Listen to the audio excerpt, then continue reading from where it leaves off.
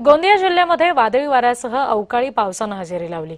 कापणीला आलेल्या पिकासह फटका बसण्याची शक्यता वर्तवली गेली आहे। अवकाळीमुळे आंबा बागायतदार सुद्धा चिंतेत आहे। गोंदिया जिल्ह्याचा पारा 43 अंशांवर गेला असताना अचानक आलेल्या पावसामुळे नागरिकांना उकाड्यापासून दिलासा मिळाला। आमचे प्रतिनिधी राकेश रामटेके या संदर्भात आपल्याला आणखी तपशील देत आहेत, बघूया।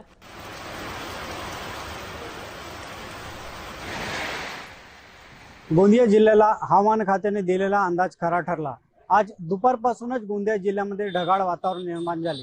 गोंदिया शहरासह अनेक ठिकाणी पावसाच्या सरी बरसल्या, तर अनेक ठिकाणी ढगाळ वातावरण आणि वादळी वारा मोठ्या प्रमाणात दिसून आला आहे। आणि त्यामुळे या पावसामुळे उन्हाळ्यापासून नागरिकांना दिलासा जरी मिळाला असला तरी मात्र पावसामुळे शेतकऱ्यांचे धान पीक, आंबा पीक आणि मका पिकाला नुकसान होण्याची शक्यता नाकारता येत नाही। आणि त्यामुळेच शेतकरी हवालदिल होण्याची चिन्ह या ठिकाणी दिसत आहेत। मात्र उन्हाळ्यापासून नागरिकांना दिलासा मिळाल्यामुळे नागरिकांनी सुटकेचा श्वास घेतला आहे। राकेश रामटेके, जय महाराष्ट्र न्यूज, गोंदिया।